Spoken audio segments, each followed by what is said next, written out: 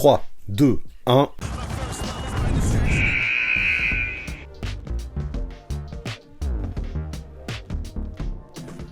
Salut tout le monde, j'espère que vous allez bien en ce dimanche. C'est pas souvent que je poste des vidéos ce jour-là, mais aujourd'hui j'avais envie, parce que vendredi soir il s'est passé une dinguerie en NBA, qui m'a donné envie de partir en Hot React.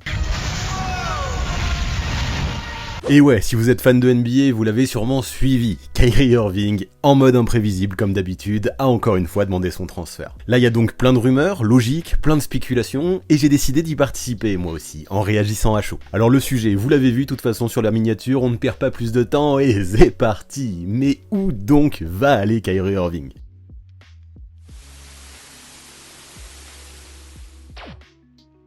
Ah, Kyrie Irving et son côté imprévisible. Je pense vraiment qu'il a pas fini de nous surprendre, ce meneur de jeu. L'été dernier, on s'en rappelle déjà, il avait demandé son transfert. KD l'avait suivi dans sa demande, il avait demandé son transfert lui aussi, mais ça avait pas été possible, c'était tombé à l'eau, les Nets avaient rien pu faire et finalement on avait un petit peu oublié toutes ces demandes de trade. En début de saison, on a un Kyrie qui a pas du tout amélioré sa réputation, il a fait des déclarations déplacées, pour pas dire autre chose. Je veux pas rentrer dans la polémique aujourd'hui, c'est pas le but, mais en tout cas, la conclusion, le résultat qu'on va retenir, c'est que ces déclarations l'ont poussé et l'ont mené à être suspendu un bon petit moment par la NBA et il a été plus ou moins obligé de faire ses excuses, de faire des dons à des associations, enfin voilà, tout un tas de trucs qu'il a dû faire pour pouvoir rejouer au basket.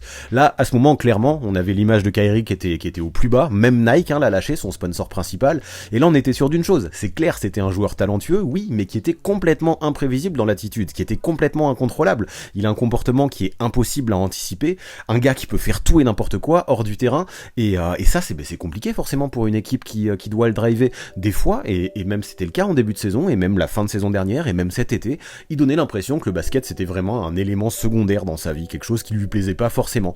Mais là, récemment j'ai quand même eu de l'espoir, on a un Steve Nash qui a été viré, qui était aussi l'une des principales demandes de Kevin Durant surtout, même si Kyrie on imagine qu'il l'avait suivi, en tout cas Steve Nash a été viré, il a été remplacé par Jack Vaughn, on a un Kyrie qui lui, finalement il a présenté ses excuses, il est revenu sur les terrains, il a moins fait parler de lui, enfin si, il faisait parler de lui, mais plutôt dans le bon sens, pour ce qu'il faisait, un ballon de basket en main, et c'est comme ça vraiment qu'on veut entendre parler de Kyrie Irving. Là il était vraiment focus sur le basket, quand il est dans ce mode là on le sait c'est un tueur, c'est peut-être le meilleur ball handler de la ligue, quand il est comme ça il est beau à voir jouer, il est adroit, il peut pénétrer, c'est un super shooter qui a tout plein de skills, et dans cette lancée, depuis l'arrivée de Vaughn, les Nets ont relevé la tête, ils étaient très mauvais en début de saison sous Nash, et là ils nous ont fait une remontada jusqu'à osciller entre le top 2 et le top 4 de la conférence Est. Tout ça c'était pas mal, au vu du début de saison, au vu de la suspension, c'était assez difficile d'anticiper ça, et ça faisait plaisir à voir, même si on a un KD qui s'est blessé, on a un Kyrie qui a continué à afficher un excellent niveau, qui avait une très belle attitude de joueur de basket, tout ce qu'on aime, il était tout simplement en train de redevenir le vrai Kyrie, le vrai joueur de basket,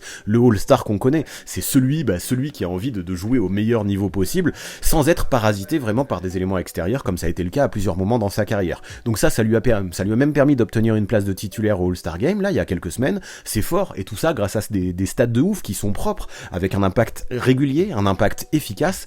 Ouais, il nous montrait que c'était un super joueur, on le voit, capable de tourner à plus de 27 points, 5 rebonds et 5 passes, avec de très bons pourcentages. Donc là, tout allait pour le mieux dans le meilleur des mondes, mais ça, c'était oublié que Kyrie, c'était toujours impossible de prévoir son prochain move. Le mec, il est capable de tout, et justement, vendredi, tremblement de terre, alors qu'il semblait n'y avoir aucune raison apparente pour ça, en tout cas rien de visible, il a demandé son transfert, encore une fois, en demandant d'être envoyé ailleurs avant la deadline. Là, c'était un truc complètement inattendu, on avait Brooklyn qui affichait un très bon bilan de 32-20, un KD qui s'apprête à revenir sur les terrains en plus pour essayer d'aller choper un titre, on sent qu'il le veut, on sent qu'il y a les moyens aussi sur le terrain parce que ces Nets là ils ont enchaîné de très grosses victoires, de très belles séries de victoires avec ce duo, et là tout est en train de tomber à l'eau, donc pourquoi est-ce qu'il a ses envies d'ailleurs? Pourquoi il veut quitter ce navire qui pourtant a l'air performant et a des ambitions?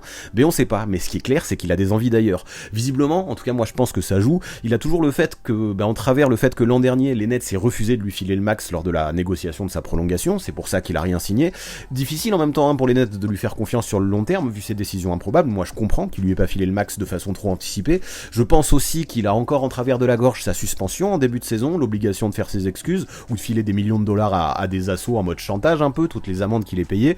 Voilà, moi je crois que c'est mérité tout ce qu'il a eu, mais peut-être connaissant le personnage Kyrie, ça, il leur en veut à la franchise des Nets, et voilà, il veut partir avant la deadline, donc de façon imminente. Parce que ouais, le truc qu'il faut savoir en plus, c'est qu'il est free agent en fin de saison, donc il est bien gentil de demander son trade, mais là, quelle est sa valeur? Pas grand chose en vrai. Si t'es un GM et que tu veux faire venir Kyrie, tu prends le risque de filer une contrepartie aux Nets, qui aurait pu te servir, et que le gars, il se barre dès la fin de saison où il veut sans rien devoir à personne. Franchement, c'est super risqué de faire venir Kyrie, et c'est pour ça que je vois aucune team dans la ligue capable de filer une grosse contrepartie à Brooklyn pour s'obtenir et s'octroyer ses services. Sauf si direct, il y a une promesse de prolongation après le trade, mais quand on connaît Kyrie et son caractère imprévisible, même ça c'est risqué, parce qu'on imagine qu'il a hâte d'être free agent, qu'il a hâte de tester le marché, pour pouvoir choisir lui-même où il ira parmi les teams qui seront intéressés. Donc même en cas de transfert, je suis pas sûr qu'on a un Kyrie qui promette sa prolongation. Et donc là, ouais, ce qui est sûr, c'est que ça met clairement les Nets dans le pétrin, alors qu'ils commençaient vraiment à revoir le jour, alors que les fans, ils espéraient vraiment fort en plus, et à juste titre, il y avait moyen d'espérer fort vu le basket que les Nets pratiquaient. Là, on a une situation où l'un de leurs joueurs majeurs veut plus jouer pour eux, et contre qui ce sera impossible de récupérer une grosse contrepartie en plus. Donc c'est chaotique, cette situation, c'est catastrophique chez les Nets. Et quoi qu'il arrive, en plus de ça, on le sait, comme souvent quand un gros joueur demande son transfert, l'équipe qui subit ça, elle va souvent en ressortir perdante. Et vraiment, c'est ce qui pourrait arriver aux Nets. À Brooklyn, après Harden qui a demandé son départ il y a un an et qui a été transféré aux Sixers, un Kyrie qui là demande son départ pour la deuxième fois en 6 mois en gros, et un KD qui, on l'imagine, ne voudra pas forcément rester sans projet sportif ou dans une optique de reconstruction, ça fait beaucoup, moi je trouve, pour cette franchise de Brooklyn. Donc la meilleure solution peut-être, ce serait d'essayer d'obtenir un maximum d'assets pour l'avenir, pour essayer de reconstruire peut-être autour d'un Cam Thomas, qui hier soir encore l'a montré, c'est un mec super talentueux, mais du coup voilà, cette situation elle est difficile, on a des Nets qui sont dos au mur. Par contre, je me suis dit qu'elle serait intéressante à étudier et essayer d'aller voir où est-ce qu'il pourrait aller ce foutu Kyrie Irving en cas de transfert. Donc pour ça, moi j'ai pris comme d'habitude la trade machine de Fanspo, qui est la meilleure à mes yeux, bien meilleure que celle d'ESPN, dans la mesure où on peut intégrer tout plein de conditions, on peut intégrer des pics aussi, c'est cool. Et je vais vous montrer ce que j'ai imaginé. On a un Shams Charania là il y a pas longtemps qui est toujours très bien renseigné, moi j'ai tendance à lui faire confiance, qui disait que les 3 équipes qui étaient vraiment sur le bloc et qui avaient le plus de chances de faire venir Kyrie et qui pourraient être intéressées, c'était les Lakers, les Suns et les Mavericks. Donc forcément on va étudier ces 3 cas là, mais on va ici étudier 2 teams que j'ai choisis, moi qu'on entend souvent revenir aussi dans les rumeurs, et où pour moi il pourrait y avoir de la cohérence, en tout cas on verra ce que ça donnerait. Donc on va étudier les possibilités de 5 équipes quand t'as un trade de Kyrie Irving. Première piste, évidemment, c'est les Lakers, tout le monde en parle, beaucoup de monde en rêve, Magic Johnson aussi a dit qu'il adorerait ça, et c'est sûr, revoir ces 2 joueurs associés alors qu'ils ont gagné un titre en 2016, ça fait kiffer. Alors bien sûr, on a un LeBron qui botte en touche quand on lui demande, il veut pas faire de tampering, mais c'est su de tous, ça le ferait kiffer de retrouver Kyrie, et il a même fait un tweet un petit peu insinuateur avec des yeux, une couronne juste après la demande de trade, qui laisse penser que oui, ils ont envie de jouer ensemble. Et pour Kyrie, qui voit un petit peu sa carrière chuter depuis qu'il a quitté LeBron, reformer le duo, ça pourrait le faire kiffer, ça pourrait faire kiffer beaucoup de monde, et ça pourrait être potentiellement un bon moyen de redorer son image. Pour moi la meilleure solution, ce serait de faire partir Westbrook et un futur pick du côté de Los Angeles. En fait, ils iraient du côté de Brooklyn, parce que Westbrook, en tant que 6ème homme à Los Angeles, il se débrouille bien, il est plutôt bon, mais avoir Kyrie à sa place, à mon avis, pour ces Lakers, ça représenterait un vrai upgrade. Il est beaucoup plus complémentaire avec LeBron que Westbrook, il est bien plus capable de fitter avec le King, mais avec AD aussi. On a un Mills que j'ai rajouté dans le transfert, là, surtout pour les salaires, mais qui peut toujours apporter quelques shoots et un peu de scoring. Et voilà, après à Brooklyn, évidemment, comme prévu, on récupère pas grand chose, mais ils sont dos au mur, c'est ce qu'on disait. Donc est-ce qu'ils ont vraiment le choix? Pas vraiment. On récupère Russ, qui pourra dépanner cette saison, qui retrouvera potentiellement un spot de titulaire aussi, et qui pourrait vraiment step up aussi dans l'idée d'avoir un nouveau départ, qu'il attend peut-être, et puis de reformer son duo avec KD. Donc après, oui, il va sûrement falloir s'attendre à ce qu'il parte cet été, vu qu'il est en fin de contrat. C'est pas une contrepartie de ouf, mais je vois mal les Lakers lâcher plus pour faire venir Kyrie. Donc ouais, les Nets pourraient rester compétitifs, mais je les vois pas aller au titre cette année avec Westbrook. Par contre, ça peut leur laisser l'opportunité de reconstruire avec le contrat expirant de Westbrook à 47 millions, et ensuite de transférer KD aussi pour avoir un maximum d'assets, et de reconstruire en repartant sur des bases un petit peu plus saines. Au moins, quand tu fais ça, tu libères les 47 millions de Westbrook, tu récupères un first round en 2027, c'est tard, mais ça peut toujours servir, et tu perds pas Kyrie contre rien, c'est au moins ça. Et voilà, et puis du côté des Lakers, moi c'est vrai que j'en ai pas parlé, mais ça peut être important. On se dit que c'est quand même un gros marché, qui pourrait être heureux de jouer avec LeBron à nouveau, et qui peut même faire un run pour le titre cette saison. C'est vrai que c'est peut-être un move désespéré un petit peu du côté de LA, mais si Kyrie re-signe, c'est Bah ouais, c'est risqué, mais si le pari est payant, bah c'est un vrai coup de génie dans la mesure où tu essayes de capitaliser au maximum sur les dernières années de LeBron en le faisant jouer avec son ancien pote de Cleveland. Donc ça peut être pas mal. Ce deal, je me dis pourquoi pas. Ensuite, on va parler des Suns qui pourraient, en fait, je me dis, se séparer potentiellement de Chris Paul qui est décevant cette saison, qui est vieillissant. Et de toute façon, s'ils font venir Kyrie Irving, j'imagine pas vraiment un backcourt avec Kyrie, Chris Paul et Devin Booker. Donc peut-être pourquoi pas l'envoyer ailleurs. Dans l'état actuel des choses, clairement, je vois pas les Suns comme contender. Ça s'est vu l'an dernier en playoff. Chris Paul, c'est plus le même. Il a fait un bon premier tour, mais au deuxième tour, c'était beaucoup plus compliqué pour lui. Et je pense qu'ils ont besoin de mieux entourer Booker pour avoir des ambitions. En tout cas, s'ils veulent aller jusqu'au titre. C'est pour ça que j'ai imaginé un trade autour de Chris Paul, bien sûr, mais aussi de Jay Crowder, qui a déjà fait sa demande de départ aussi, mais aussi un first round 2024 qui peut être important pour les Nets en échange de Kyrie Irving. Why not, hein, moi je me dis pour Brooklyn, quand t'associes Paul et Durant, en plus de ça, tu restes un minimum compétitif. On a un Crowder qui apportera sa combativité au poste 4 notamment, ça peut faire du bien, un guerrier de plus toujours. Tu récupères aussi un first round, à mon avis c'est finalement peut-être la pièce maîtresse de ce deal, qui est en 2024 en plus, qui est pas trop tard. Franchement, évidemment, encore une fois, c'est mieux que de perdre Kyrie contre rien à la free agency dans quelques mois. Mais le souci pour moi quand même, il existe un peu chez les Nets, parce qu'on a un Chris Paul qui est au moins sous contrat jusqu'en 2024, voire jusqu'en 2025, même si c'est pas encore complètement garanti. Ça va te bloquer les finances pendant un petit moment, et même si ok, ça peut être un pion important, Chris Paul dans un collectif, et je pense que son association, même si elle va pas durer encore des années, son association avec Durant, elle peut faire de bonnes choses, mais moi je suis pas sûr, de toute façon, qu'on ait Brooklyn qui puisse vraiment jouer le titre avec KD et Chris Paul, et enfin, si tu joues pas le titre cette année, et qu'en plus de ça, tu bloques tes finances pour 2 ou 3 ans, ça fait quand même beaucoup de sacrifices à faire pour Brooklyn. Donc pour moi, si Kyrie part, Brooklyn a plutôt intérêt à essayer de reconstruire avec des contrats expirants et avec des pics, ce que les Suns proposent pas vraiment, donc je crois que ce deal en vrai je l'imagine assez peu probable, même si je pense qu'il pourrait faire du bien aux Suns. Ensuite on parle beaucoup de Dallas, des Mavericks, parce que leur objectif, en tout cas la priorité numéro 1 de Mark Cuban, c'est apporter un All-Star à côté de Luka Doncic. Et là, avec Kyrie Irving, on a un vrai All-Star. En plus de ça, c'est un joueur qui a pas forcément besoin de porter la balle, même s'il sait le faire. Il a besoin de la gonfle, c'est sûr, mais il peut être aussi très bon en tant que poste 2 pour jouer off-ball. Il avait montré ça avec Harden quand ils jouaient ensemble à Brooklyn. C'est vrai que c'est pas un gros défenseur non plus, Kyrie, et ça peut être embêtant, mais quand même, il fait le service minimum, et même si ça rend curieux vraiment sur le terrain, cette association avec Luka, on sait pas ce que ça va donner, ça peut, dans un monde parfait, très bien fonctionner si Kyrie montre son meilleur visage. Et ça, je suis sûr que ça intéresse Cuban. Là, les rumeurs, elles diraient que dans un tel trade, ce serait Spencer Dinwiddie, la pièce maîtresse. Beaucoup moins besoin de lui du côté de Dallas, c'est sûr, si Kyrie Irving. Donc moi, je comprends pourquoi Dallas voudrait transférer Dinwiddie, retrouverait les Nets, qui connaît bien, vu qu'il y a déjà joué. Ensuite, j'ajouterais Powell aussi. Mais de toute façon, pour les salaires, il faut l'ajouter, Powell. Et puis, je pense qu'il peut intéresser les Nets pour mettre en backup de Nick Claxton. Il pourra apporter de la viande dans la raquette. Il peut aussi être capable de jouer le pick and roll. C'est pas un pivot superstar, mais c'est quand même un pivot solide, guerrier, qui est intéressant, qui taffe, mais surtout, encore une fois, la pièce maîtresse, en vrai, c'est le first round 2026, encore une fois, un premier tour de draft, que les Nets doivent essayer de récupérer à tout prix, s'ils ont pas le choix de se séparer de Kyrie, parce qu'ils savent qu'il va partir. Donc oui, vraiment, cette contrepartie, elle est pas ouf du tout pour les Nets. Moi, je pense qu'ils feraient ça vraiment qu'en cas de total désespoir, s'ils ont pas de meilleure offre. Donc, ouais, encore une fois, bien sûr, c'est déjà mieux que de perdre Kyrie contre rien, comme ça devrait arriver dans quelques mois s'il y a pas de trade. C'est déjà cool d'avoir Dinwiddie en first round, mais ça fait pas quand même rêver non plus. Donc, s'ils font ça, je pense que clairement, de toute façon, on l'a dit, hein, c'est pour reconstruire en repartant de zéro et en transférant KD peut-être cet été.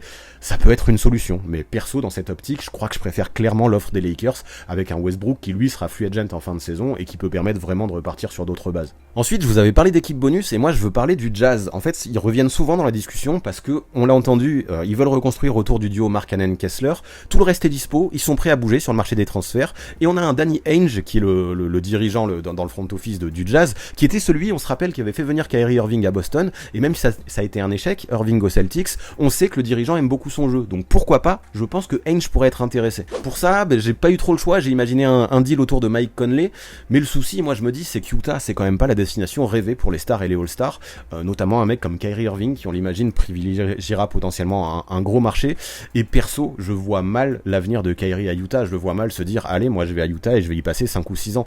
À mon avis, c'est pas là qu'il se projette, c'est pas à Salt Lake City qu'il voit sa vie. Maintenant, voilà, j'imagine quand même un trade parce qu'ils reviennent souvent dans les rumeurs, donc j'ai voulu explorer ça, voir ce qui était possible. Les Nets peuvent être intéressés potentiellement par Jordan Clarkson, qui est un bon joueur, qui peut être titulaire comme être bon en sortie de banc, qui est un vrai scoreur, qui s'est développé, qui a mûri ces dernières années. j'aime bien, mais ça reste quand même très très faible hein, comme contrepartie. Il y a Conley, comme je l'ai dit, mais qui est vieillissant aussi. Il fallait mettre les deux de toute façon pour les salaires. Je vois mal en vrai le Jazz ajouter un pic, même s'ils en ont des tonnes. Si Kyrie promet rien, et à mon avis il promettra rien, je crois que Utah n'ajoutera absolument pas de pic. Et les Nets, s'ils reçoivent pas de pic non plus, ils peuvent pas non plus énormément reconstruire. Ok, on a un Jordan Clarkson qui a une player option en fin de saison, qui peut toujours être utile dans une reconstruction, mais on a un Conley qui est encore là pour 2 ans, et franchement c'est pas foufou, hein. Moi je suis le Jazz, je bouge pas pour Kyrie je pense, et je pense pas que les Nets en plus de ça seraient intéressés par une telle offre, donc tout ça on va l'abandonner. Peut-être que Utah par contre il pourrait bouger dans un rôle de facilitateur dans un deal à 3 équipes, ça c'est possible, pour essayer d'envoyer Mike Conley ailleurs et de récupérer des assets, mais je pense pas dans une équipe qui potentiellement accueillerait Kyrie Irving, même si Danny Ainge pourrait l'apprécier. Enfin, j'ai voulu parler des Clippers, à voir s'ils sont assez désespérés pour bouger pour Kyrie, et ça j'en suis pas sûr, mais c'est quand même intéressant potentiellement d'essayer de former un énorme trio avec Paul George, avec Kawhi Leonard et avec Kyrie Irving, surtout qu'on le sait, aux Clippers on a Tyronn Lue qui est coach et qui a déjà expérimenté ce que c'était d'avoir Kyrie aux Cavaliers et qui peut le gérer a priori. Le souci c'est que moi j'ai proposé une offre et les Clippers ok, on va leur faire lâcher un first round, mais ils ont pas beaucoup de first round, donc est-ce qu'ils veulent les lâcher? Le seul, de toute façon, qu'ils peuvent donner, le plus tôt qu'ils peuvent donner, c'est celui de 2028, et ça reste quand même dans longtemps pour les Nets. Donc cette offre, je vous la montre. À mon avis, 2028 pour une reconstruction, c'est très tard pour Brooklyn, et c'est pour ça qu'à côté de ce first round, déjà je rajoute Covington et Kennard, 2 joueurs de devoir hein, qui peuvent aider dans une reconstruction, et un John Wall qui pourrait tenter de compenser le départ de Kyrie cette saison s'il reste en bonne santé, qui a pas un gros contrat, qui peut essayer qui dispose d'une team option aussi, ça j'ai oublié de le dire en fin de saison, donc en fait les Nets peuvent le couper s'ils veulent dès la fin de saison. Ça peut être intéressant ça en vrai pour Brooklyn, si on se dit que qu'ils arrivent à croire un minimum en l'association Wall-KD avec Ben Simmons et Nick Claxton et tous ces role-players, ça reste quand même une équipe correcte, voir s'ils peuvent essayer de faire un run, même si j'y crois moyen, hein, de toute façon, vaut mieux qu'Eric John Wall, il faut en être sûr, mais au moins, si ça fonctionne pas, on renouvelle pas Wall en fin de saison, on trade Durant, et après on part sur des bonnes bases pour une reconstruction. Moi je pense qu'avec un tel trade de leur côté, les Clippers, en faisant venir Kyrie, ça devient direct des contenders. Ok, ils perdent Covington et Kennard qui sont des bons joueurs et qui sont utiles, mais ils ont quand même une profondeur absolue, à mon avis ça pourrait être compensé. John Wall, on l'a dit, hein, Kyrie Irving, surtout que John Wall est pas mal blessé ces derniers temps, Kyrie Irving ça apporte une vraie upgrade, donc je suis pas vraiment hyper fan en vrai de cette solution entre Brooklyn et les Clippers, parce qu'elle implique beaucoup de risques des deux côtés je trouve, mais why not au final, surtout si comme on le disait pour les Lakers, on a un Kyrie qui se plaît à Los Angeles et qui veut prolonger, ça peut vraiment apporter quelque chose d'intéressant chez les Clippers pour les prochaines années. Maintenant, faut en être conscient, encore une fois, pour les Nets, ça fait très très peu de contrepartie, mais on l'a dit et on l'a vu depuis le début de cette vidéo, pas sûr qu'en échange d'un Kyrie dont la valeur est au plus bas à cause de son statut de free agent, il puisse obtenir davantage contre lui. Si on fait le bilan, de toute façon, on s'en est rendu compte, hein, c'est le chaos actuellement chez les Nets. Désormais, ils sont sûrs que s'ils bougent pas, ils vont perdre Kyrie contre rien cet été. Alors ils pourraient tenter le coup de le garder, c'est sûr, mais moi je trouve que c'est quand même compliqué de se dire qu'ils peuvent jouer le titre avec un Irving qui veut plus être là. Alors autant le trade, hein, autant essayer de bouger avant la deadline, essayer de récupérer quelque chose, au moins un pic, ce serait déjà ça, c'est déjà mieux que le perdre contre rien. Le souci en vrai c'est vraiment ce contrat de Kyrie, et ce souci de timing aussi, il le demande au pire moment son transfert. Là, à Brooklyn on se retrouve obligé de le transférer, alors que sa valeur elle est hyper basse comme on l'a dit, en raison de son contrat expirant, mais aussi en raison de son côté imprévisible, où on sait pas du tout, on n'arrive jamais à prévoir son prochain move à Kyrie. Donc moi les deux offres parmi toutes celles que j'ai présentées, que je trouve les plus cohérentes, je dirais que ce sont celles des Clippers et des Lakers, surtout comme on l'a dit, dans un marché comme Los Angeles, oui on a un Kyrie qui pourrait faire la promesse de prolonger, mais bon, est-ce que cette équipe, elles veulent vraiment bouger? À voir. Il y a quand même un risque, hein, surtout s'il se barre, Kyrie, cet été. Quoi qu'il en soit, comme on l'a dit, on a des Nets qui sont vraiment dans une impasse, qui pourraient être les grands perdants, qui seront, je pense, quoi qu'ils fassent, les grands perdants de cette situation.